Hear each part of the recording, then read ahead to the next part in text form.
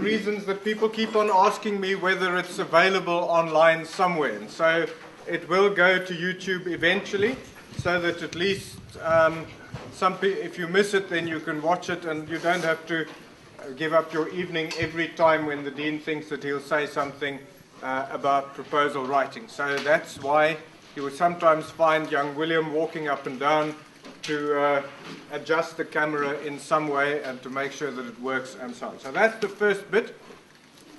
A useful book for those of you who want a useful book is this one by Johannes Cronje. It's called How to Succeed in Your Master's and Doctoral Studies. There's something very important about Cronje's book, and that is it contains very, very useful information about how to succeed in your master's and doctoral studies, but please do not quote from it. The reason you don't want to quote from it is you do not want in the bibliography at the back of your research to say how to do research. It sounds like a bit of an idiotic title. So if you want to quote Cronje, then quote some of his other books, where you will find similar information. But this is a very useful little book. It contains a bit of language, a bit of grammar. It talks about the research process. It gives dummy proposals, an example of a good proposal, an example of a bad proposal, etc., etc. So that's just a book. Then tonight is going to be a workshop, which means that from time to time I will give you some work so that I can go shopping. But there will be some opportunity for you to talk to each other and to do some questioning and to do some asking. And so that's why I brought the Smarties along to make it interactive. Smarties are here for smart people. There are 3 ways, those of you who work in the faculty will know that there are 3 ways in which you achieve Smarties. One is by being so brilliant and so smart that I recognize it, in which case I will give you a Smartie. The second one is by claiming to be smart, and if I agree with you, then I will give you a Smartie. And the third one is by knowing something else, somebody else who is smart, and suggesting to me that I give that person some Smarties, and then you can claim some commission back from that person. So by those rules, there's not a single person in the room who should not be able to get some Smarties as we go. Good, so that's the housekeeping done. So then the agenda has been given to you. So it starts for me to say, welcome everybody that you are here. And I think the first item on the agenda that we're going to talk about is the logic of a proposal. Is that correct, Edwina? I think I said, first thing is the logic of a proposal. So we can start by saying, well, before we get to the logic, what is the rationale of a proposal? The word rationale means the reason for. Why do we even have a proposal? And that is actually quite an interesting question, because I have 2 masters and a doctorate, and I've never written a proposal. I never wrote a proposal for any of them. When I went to university to do my first master's, I went to the professor and I suggested to him, I asked him what he thought I should be doing, and he gave me some advice, and he said, well, why don't you sit down and do some writing? And so that's what I did, and then I had some army service to do, so I went to the border for some time. Then I got a letter from the university saying that unless you submit by the end of August, you will not graduate it this year. So I then took what the army called 14 days, which turned out to be about 21 days, which turned out to be about 6 weeks, went home and wrote the master's thesis. So that was the first one, no proposal, anything like that. Then I went to the same supervisor and said, now I want to do a doctorate. And he said, well, why don't you just work a little bit more along the lines of what you've been doing? And so I did that, and 8 years later I had a doctorate. So you don't really need a proposal. So then why do we have them? We have them because it means that you can actually do it a little bit more quickly. Although having said that, the 6-week one, I didn't have a proposal for either. Neither did I for the 8-year one. But it does help us focus our thinking. It amounts to some sort of agreement between you and your supervisor and the faculty about what it is that you will be doing. But a proposal has to be flexible, because as you do your research, you may find that the questions that you were asking have already been answered, or that the questions that you are asking are not the sort of questions that we should be asking anyway, or that the field that you're working in has been worked to death.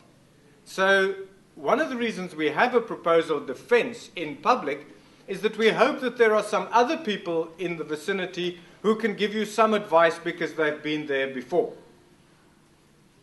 Then once you have the proposal, we can start giving you some advice about how to narrow down what you're wanting to do. So it's an initial thinking. But there is no law that says that what you propose in your proposal must be what ends up in the thesis. There's no law that links the proposal inextricably to the thesis. You can always change. I'm saying that to you because I'm worried sometimes in the faculty that the proposal defenses become a very big deal. It isn't a big deal. The proposal defense is the launch of this thing. That's really what it is. So that's just the rationale behind the proposal. So what is the logic of the proposal? Proposal starts by saying, if you read this document, I am going to tell you what I want to find out. And there are two qualities that this thing that I want to find out must have. In the first place, it must be unique. Other people mustn't have found it out already, because then it's not research. So the first thing you have to convince me of in your proposal is, I am going to do the following stuff which is unique. And the second thing is that it must be necessary to do. Because you could do something that nobody else does, and the reason why you're doing something that nobody else does is that there is no reason on this green earth that it needs to be done. So those are the two characteristics. So the first sentence of the thesis that you're eventually going to write, first sentence of your thesis should say, you must give me a distinction, dear Mr. External Examiner, you must give me a distinction for this thesis because I did the following things that are unique and I did the following things that are necessary. And then as you submit the thesis, you just typex out that you must give me a distinction for this because. But the first sentence will still tell us what makes the thesis unique and what makes, or the research unique and what makes the research necessary. And while we're on that subject, please remember that a proposal is an inanimate object. It is a thing, as is a thesis. So you cannot tell me this proposal investigates, or you cannot tell me this thesis investigates, because a thesis is a document. You, the human being, are investigating, or you, the human being, are proposing. The thesis can't.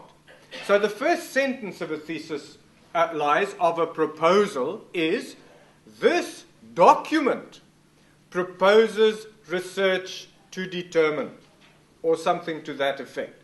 So you address the thesis as the proposal at least. You address the proposal as a document. So that's the first thing you're going to tell us. What the aim is. What is it that you are trying to achieve that is unique, and why do you want to achieve that?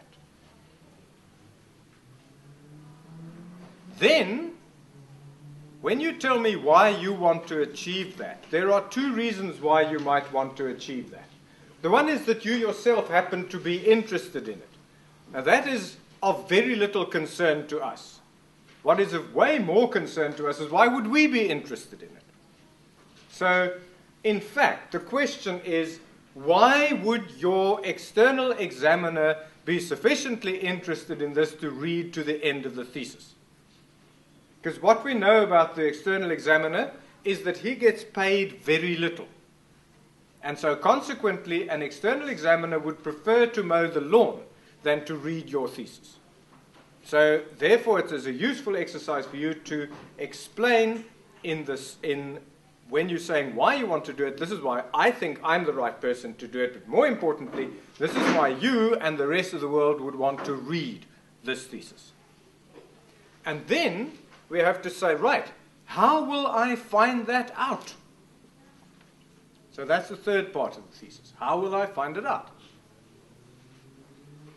And you'll notice at this stage, I'm not saying I'm going to do quantitative research or qualitative research or anything. I'm just saying, well, how am I going to find it? Am I going to ask people? And if I'm going to ask people, am I going to telephone them and ask them, or am I going to send them questionnaires and get them to send it back to me? That's the sort of question I want to know. Or am I going to build something and then test it? Or am I going to conduct an experiment? That's the sort of question that we want to know up front. The next thing we want to know is how big or small is this thing that we're going to be doing. So, do I want to look at a very small contained unit and go really deep into it? Or do I want to go very wide into this thing? Either of the two. We just want to know the scope of what it is that we're going to do. And then, once you've told us what you're going to do, we are particularly interested in what you are not going to do. By what you're not going to do, we call that the limitations or the delimitations of the study.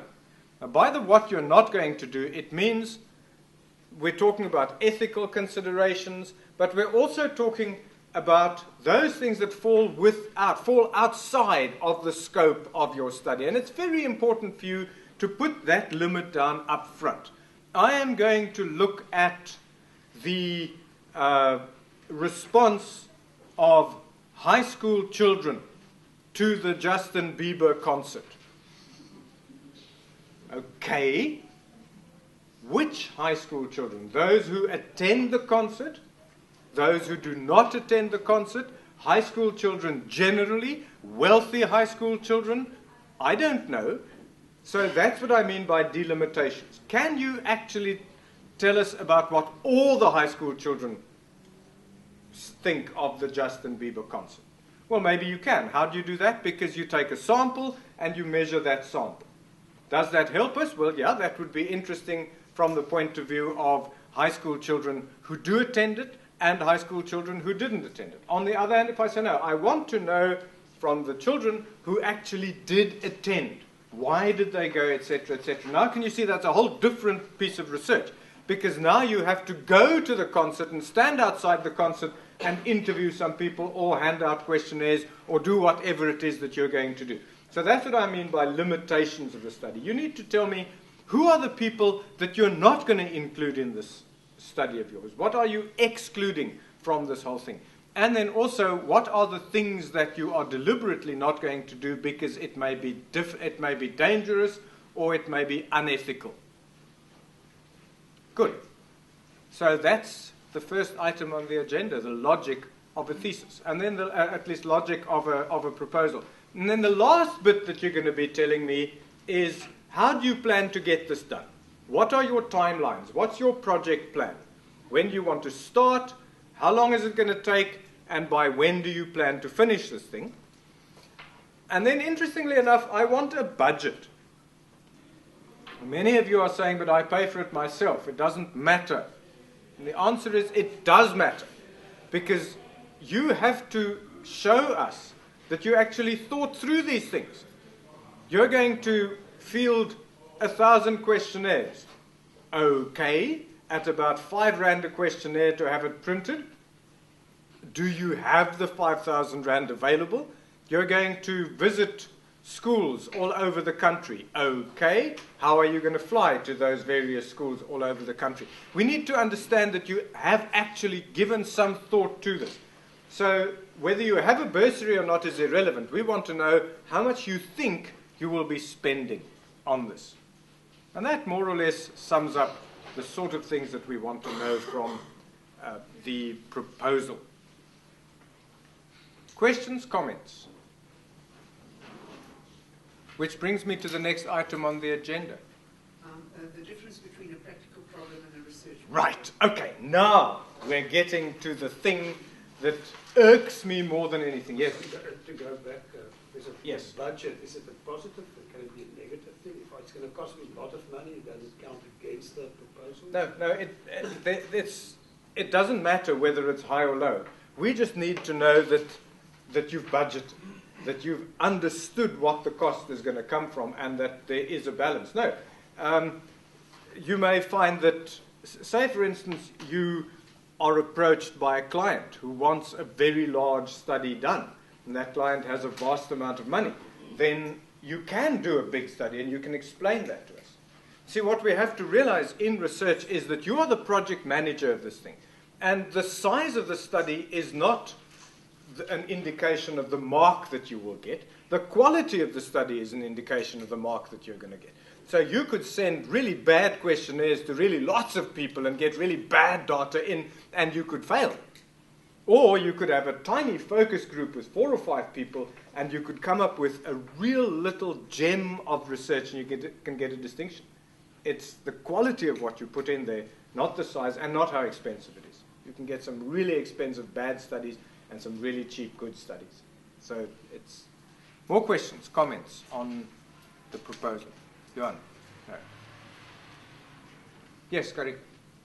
The literature review, you mentioned anything No, we're getting to the literature review. The literature review is the answer to agenda item number 3, I think. Yeah. Okay, so the purpose of any form of research is to uncover the truth. That's what we're trying to get at. We're trying to find the truth. This is very important to remember. I remember the first time I heard, I thought, oh really, is it about getting to the truth? And we're going to revisit that later and say, but what is the truth? But very important is the aim of all research is to uncover a tiny piece of the truth. And in that process, to solve, no, Chert Plomp says to work on a research problem. And this is very important. You do not necessarily have to solve the problem. You must just show that you've worked on it for a little. I'm thinking, John, specifically about yours.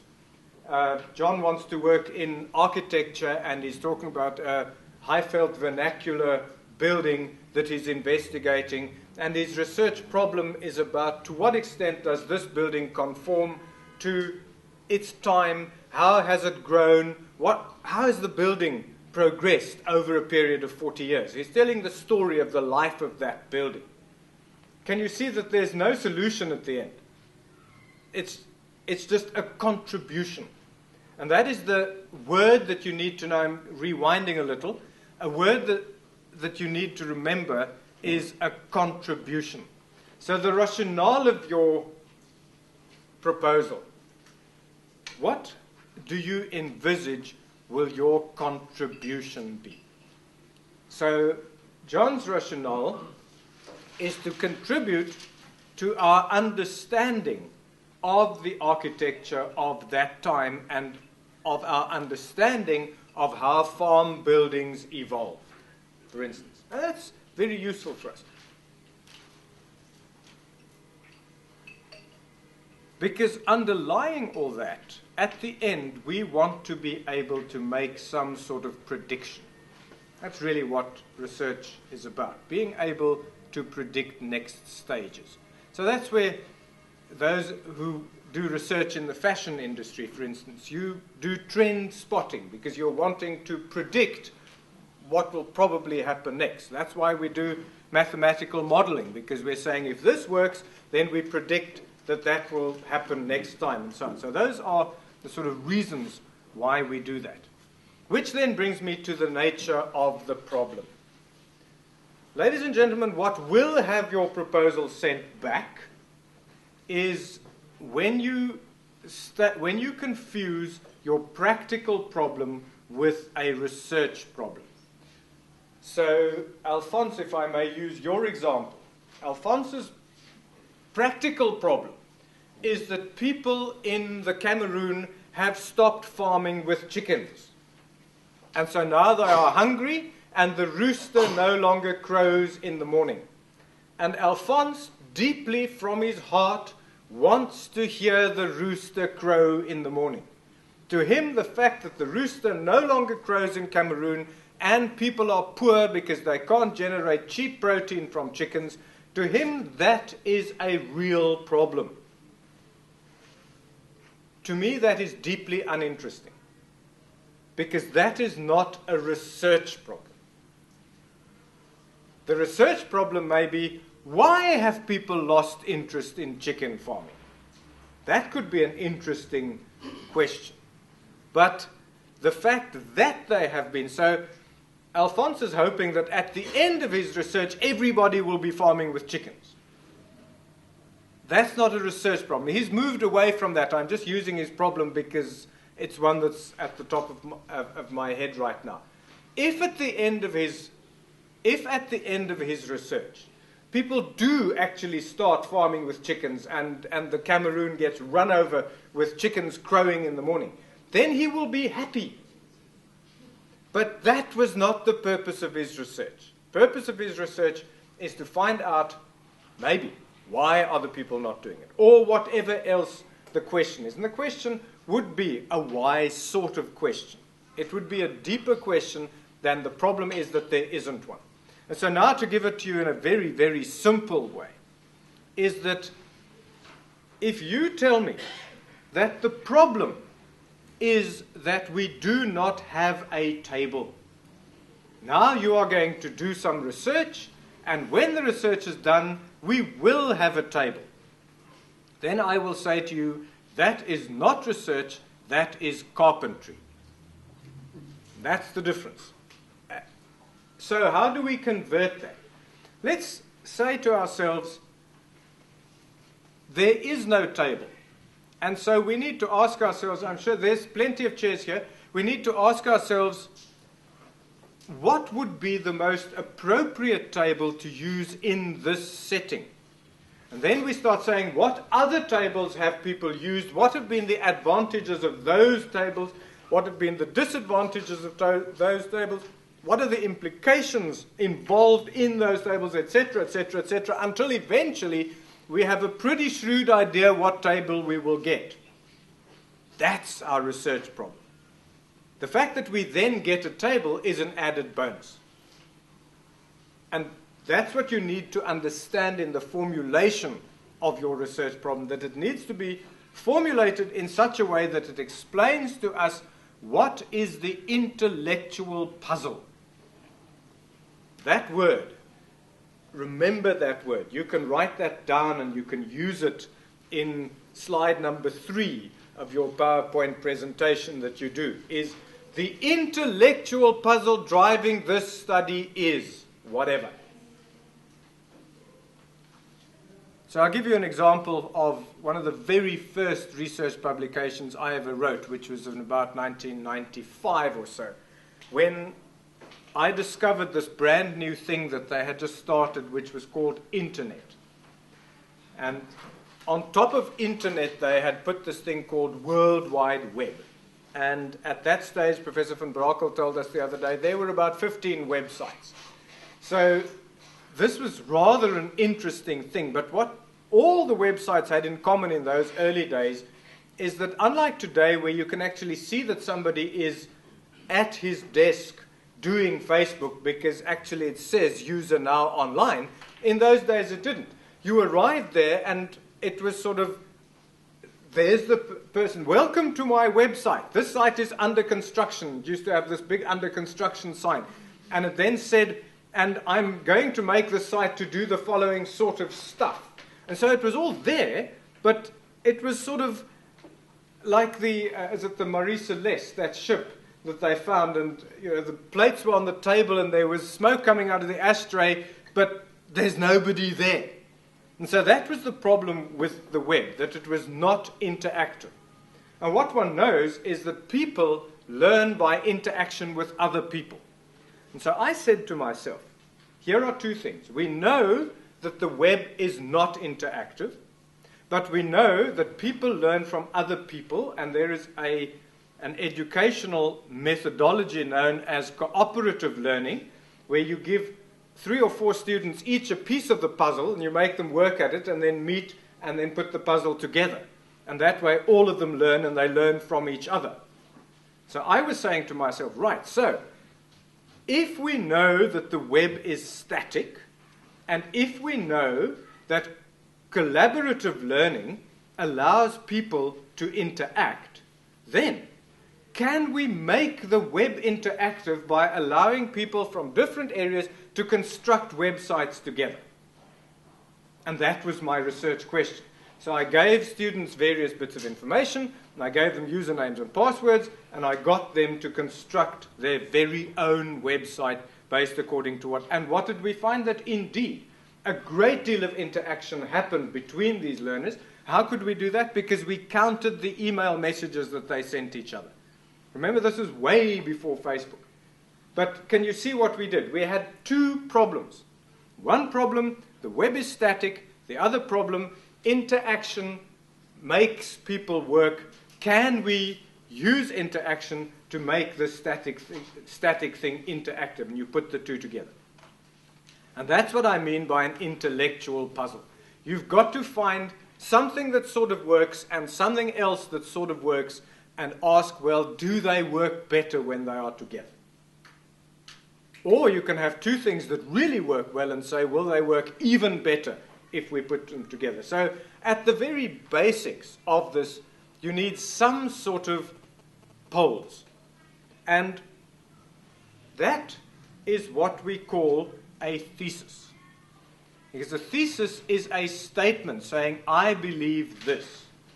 On the other side of a thesis, you get an antithesis, also known as an antithesis. If you put the thesis and the antithesis together, you make a new thing which is called a synthesis. And so that synthesis then becomes the thesis for the next person, who will add an antithesis to it, and then again you will make a synthesis at the bottom. And that's called triangulation of research. That you keep on building these intellectual triangles so they go on and on. And a good idea, if you win, if you do it properly, is that you take your BTech, the mini dissertation you did for your BTech, that becomes the opening statement for your master's, which then becomes the opening statement for your doctorate. And that's the way you fast-track this whole thing. Okay, so now I'm going to stop and allow for questions. Mr. Peacock, you look really happy. You've just made this together. Right, so what I'd like you to do now is to write down what you think your research aim is. What is the intellectual puzzle that you are trying to solve? Write it down in one word. No, in one sentence. Problem underlying this thesis is to, whatever.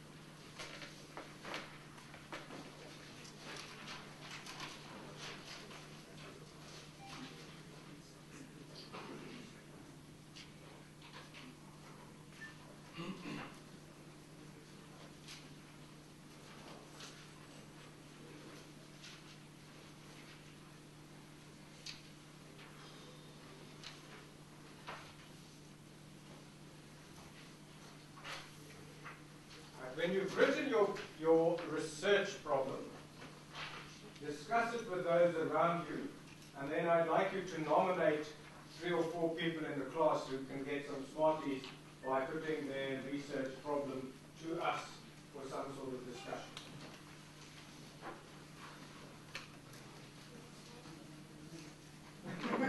Something nobody wants Smarties.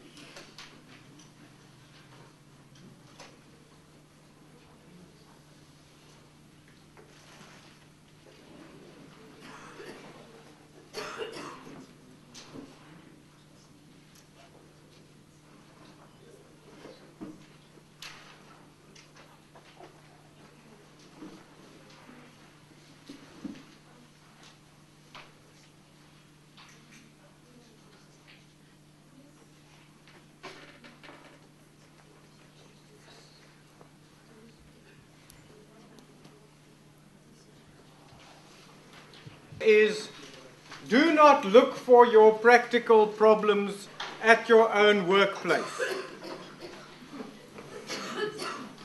Because you're setting yourself up for problems. If you get a nicer job somewhere else, then your data stays behind. If your boss doesn't like your research, then you're going to fail. If your research doesn't work, then you lose face. I can think of millions of reasons why you should not be using your own place of work as the source for your studies. You're just making your life miserable up front. You're already working for these idiots. Why do you still want to study for them too? What if you're an entrepreneur? Well, this is what I had a student like that who said she works for herself and the bitch never gives her time off. It's a similar sort of problem. Because if you're an entrepreneur, then you have a client. And if you decide that your master's is about solving client's problem, and client isn't satisfied, there's a whole lot of problems that come in there. There are ethical concerns. One of the questions, the moment you start investigating your own practice, the question that I will ask you, and I'm preempting one of the very last things on our agenda, the question I will ask you is, so how did you protect yourself from discovering what you wanted to discover? So in other words, you want to do research to show that what you're doing is really good. Okay. So of course you'll find that it's really good, otherwise you're not going to find it. You're only going to look for the good things. That's the problem. Even if you're working for your employer, you know if you find something bad, then you might lose your job. So that's why it really is. I would strongly recommend that you stay away from your day job when you're looking for something to investigate. Those of you working for the university, that's even worse. Because you've now got a triple alignment. You've got your supervisor and your work and your... It's just mad. Don't do that. Go and do something that's cool. Must be... Unless, if you're an entrepreneur and you want to do something called contract research, effectively. So you get a client, and the client says, I want to know under what circumstances does X do Y? And I am prepared to pay you thousands of rands to go and figure this out. Then it's worth doing.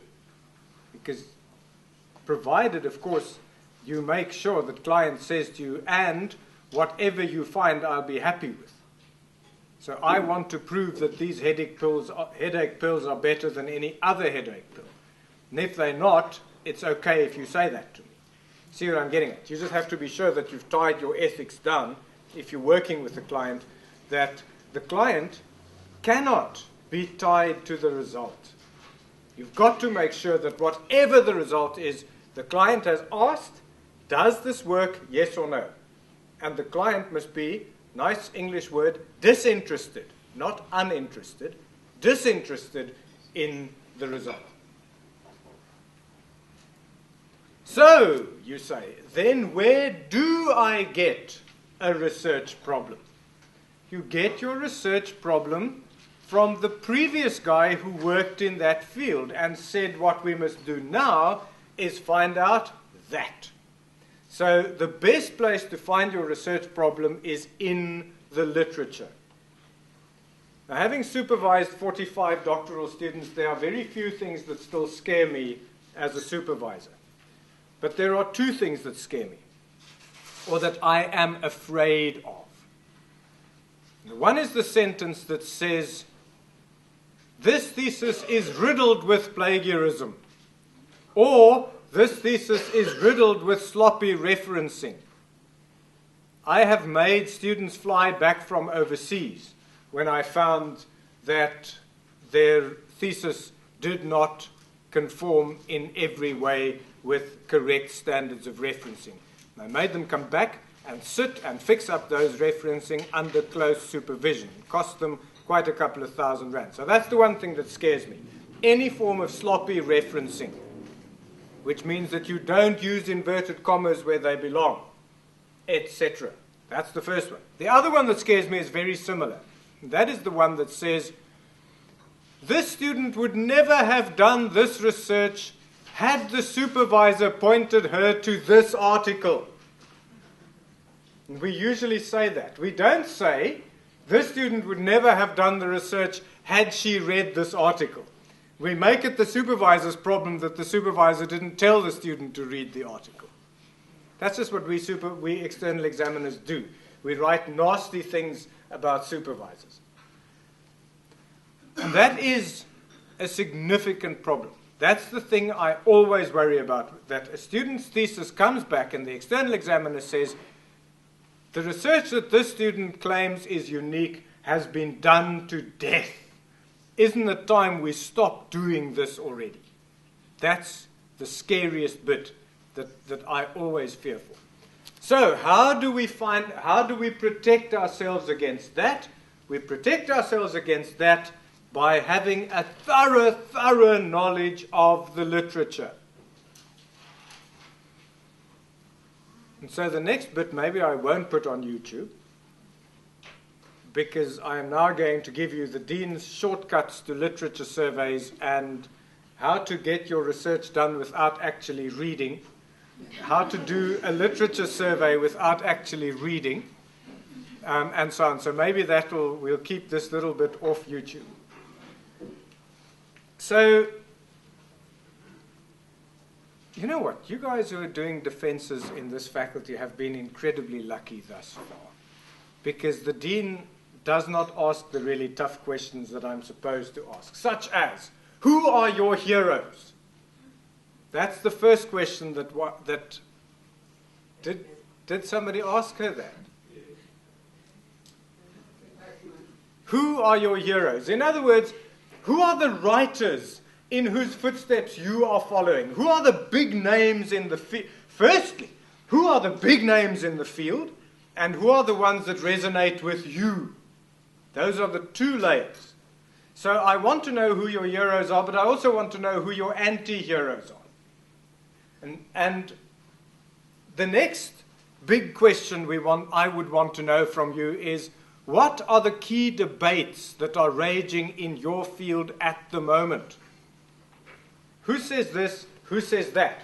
And John here is lucky in that his research matches up with people like Arthur Barker, who is considering African vernacular architecture. And so there are two ways to go as far as that is concerned. One is you enter into a debate. There are those who say that this is the route to go, and there are those who say that that is the route to go. That's the one. The other one is where you innovate within a tradition, which is what you're planning to do. You're saying gamification is being done all the time. I'm asking whether we can do gamification when teaching IT skills, for instance. So I'm innovating within a tradition, or I contribute to a debate. But one of those two things, and that's called the rationale of your study. The reason why you are doing this study is either to innovate in a certain tradition, in other words, to contribute to our understanding of, or to enter into the debate. If you plan to become a respected academic and you want to become world famous like Eddie does, then it is important that you enter into the debate. Because then you attack the big trees and you tell the big trees what you think, and then all the big trees' disciples will attack you back. And then you get lots and lots and lots of citations and you become famous. So, if you're planning to be a career academic, enter into the debate. If, on the other hand, you want to remain safe, innovate within a tradition. Then you are more likely to keep your fingernails and so on. But it's sort of the dull route to go, but it is by far the safer route to go. So, how do we find that out? The first thing we do is we go to the library. We speak to the subject specialist, and we ask the subject specialist to help us obtain the correct journals. Journals, libraries have a thing that they measure journals by, which is called an impact factor.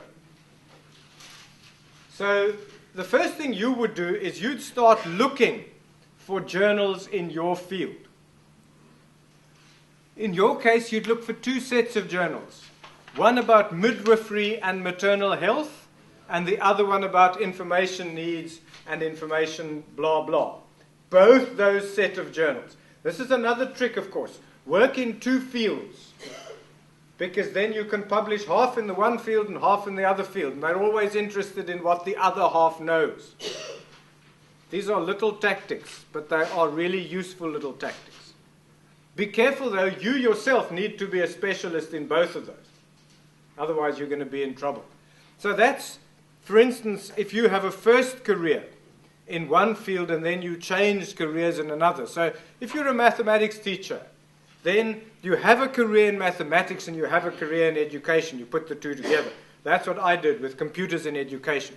So I publish in the Journal of Computer Science about the following educational principles, and I publish in the Journal of Education about what computers can do for them. Both are, you're more likely to get published in one of those two than you are to be published in a Journal of Computers for Education. Because everybody goes to those journals. So you need to go slightly to the side, but making sure that you are still comfortable there. So now you go to the librarian and you find out what are the top journals by impact factor. Librarians are able to, because they use things called spreadsheets, they can say to you, these are the journals, and here we arrange them by impact factor. So in my field, top journal, computers and education, followed by educational technology, research and development, followed by educational technology and society. And so those are the three top journals. And where do you start? At the top one.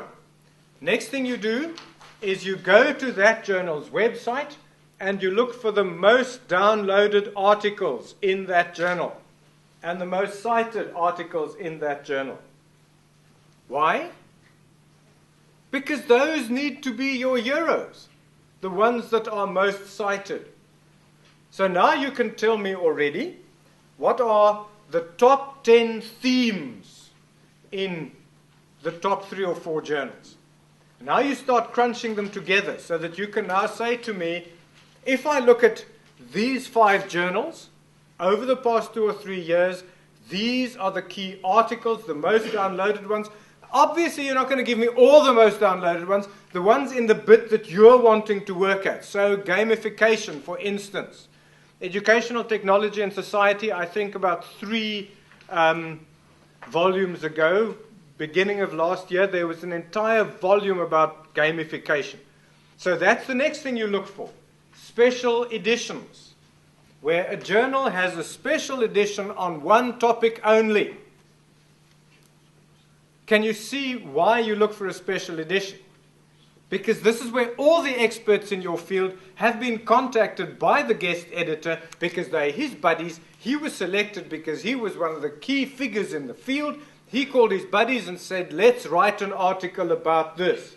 So you know that it's been curated, brought together by one of the key editors or one of the key writers in the field, and that all the other guys are likely to have something to say. And now you start looking at what it is that they say. And so once you put all that together, you're already starting to get to some sort of indication of what the field looks like.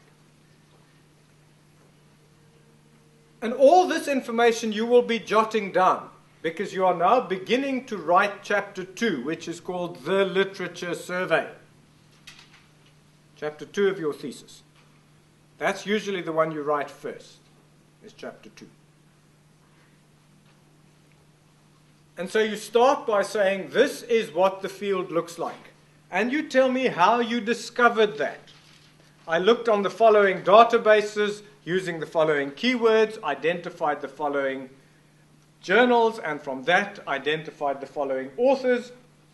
And then I looked, so you just tell me, how did you get to those names?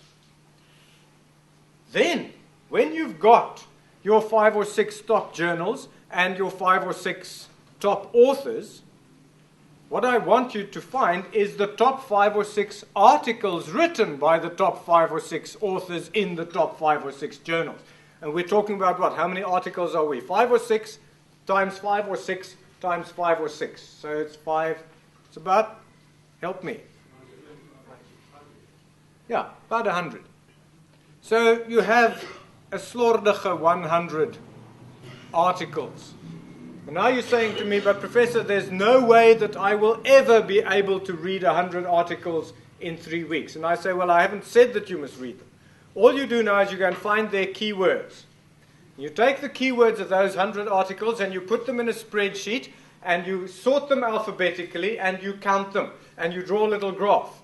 And you say to me, in this field, if I take the top keywords that has been written by the top authors of the top articles, these are the words that people use. And then you can take those keywords and you enter them into Google Scholar, and that will tell you which are the articles that you should be reading. Do you see that you're now beginning to approach, and you haven't read a word yet, if you notice. You actually haven't read a word yet. You've just analyzed the data of what's out there, just to find out what the themes are. Then I suggest to students, you've now got those keywords.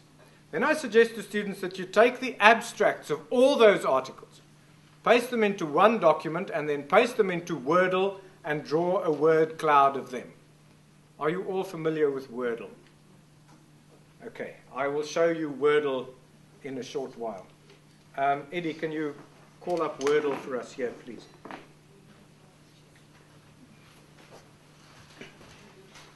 Don't start it yet. Oh, it's shocking me. Just get it up there and then we'll see if we want to show them Wordle. Because if we put it up now, then it'll upstage me. Okay. Wordle is a website. You paste words into it, or you paste an essay into it or whatever, and then it makes those nice word clouds that you see, where the words that most people use that occur most are the bigger ones. So you see why you would do that is because in one glance you will see what the field is that you are working with. These are the issues that people are dealing with.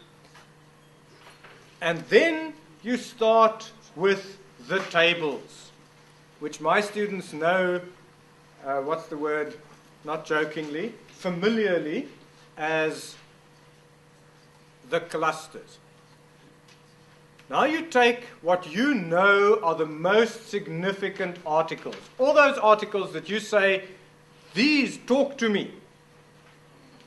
You then find in the first paragraph or two the research questions that are being asked in that article. So, this article asked, is there a relationship between X and Y?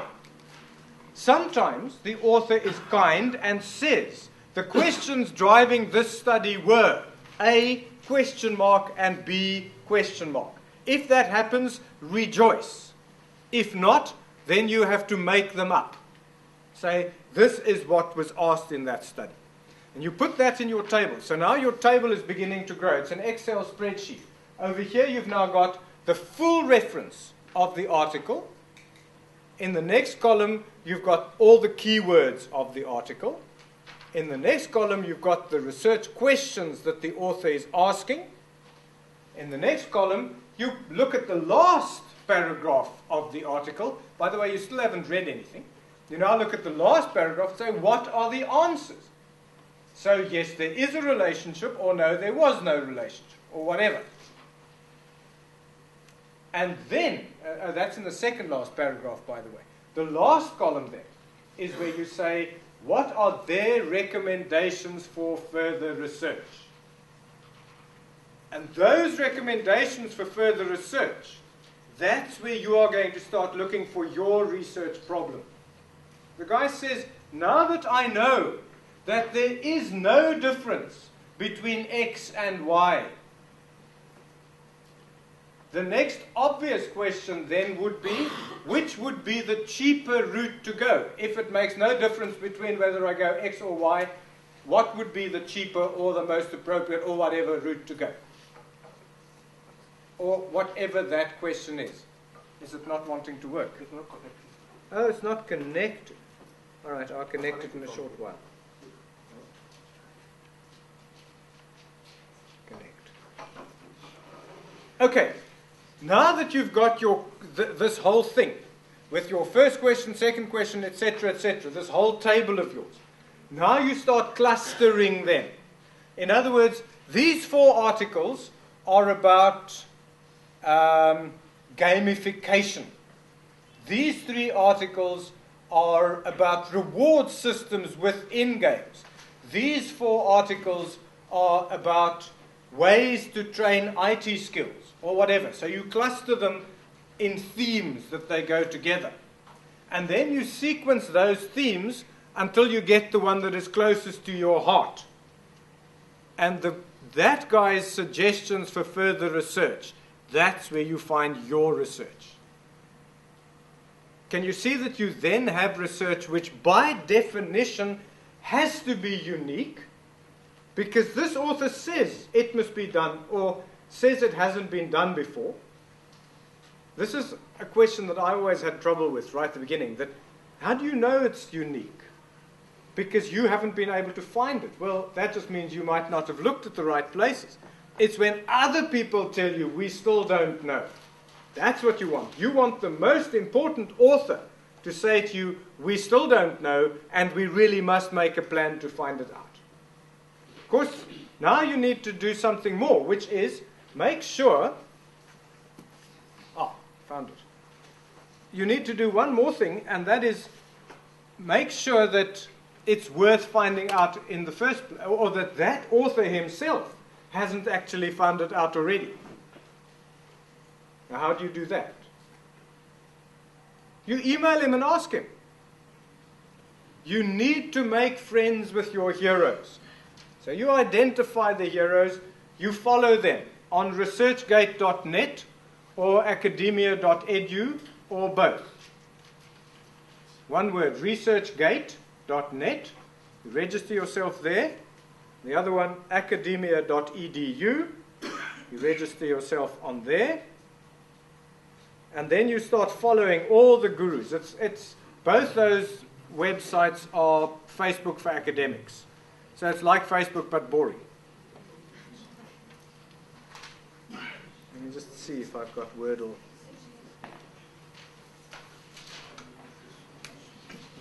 Maybe we can create some Wordle. Yeah, mine is here. I've got it. Create your own.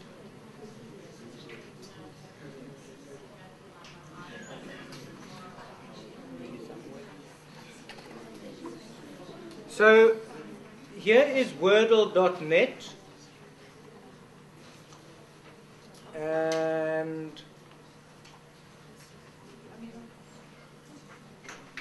there is Johannes Cronje.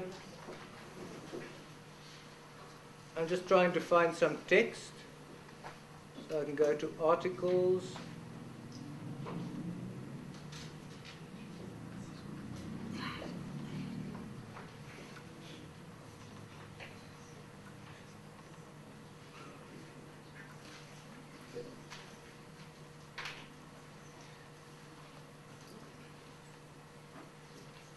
So here's the latest article that I've just written. And so if I want to know what I've been writing about, then all I can do is I cut it and I paste it into Wordle, and I ask Wordle to draw me a picture. And to do that, I go Control A, and I go Control Copy, and then I go to Wordle, and I go Control V, and it pastes it, and I go Go. And then Wordle will churn a little, and churn a little more.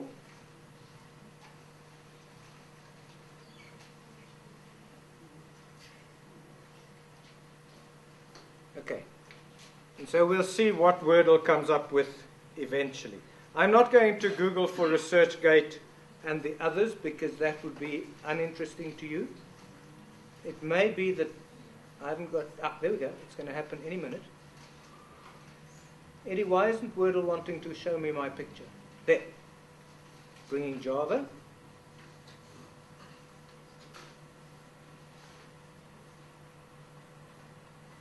While Wordle is loading, if you go to regular old Google and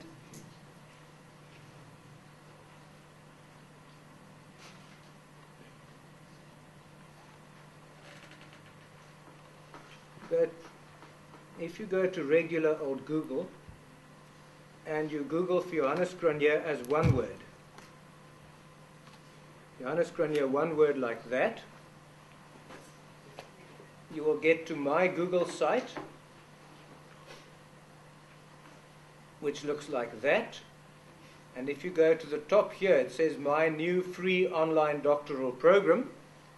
And if you go to my free online doctoral program, you will find the text of what I've been saying here, all written there with links to the appropriate things, etc., etc.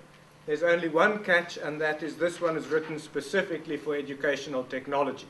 So it's not going to give you the appropriate journals to your field. It will just give you the appropriate... Well, it'll be very useful for you and the others of you who are working in educational technology. But it'll tell you about Wordle, it'll tell you about Google Drive, it'll tell you about Dropbox, it'll even tell you about Wikipedia, it'll tell you about Harsing's Publish or Perish, all those things.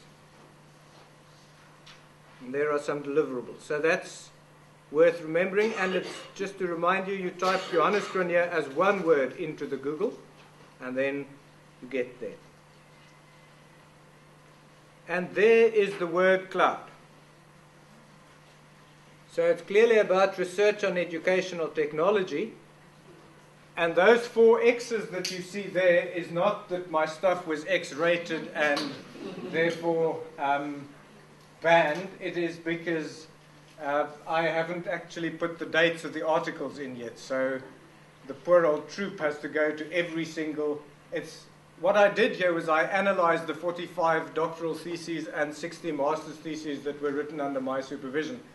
And so each one of those has dates, but I didn't put their dates, so the poor old clerk still has to read through, look for every article's date and put it in, then the X's will be gone.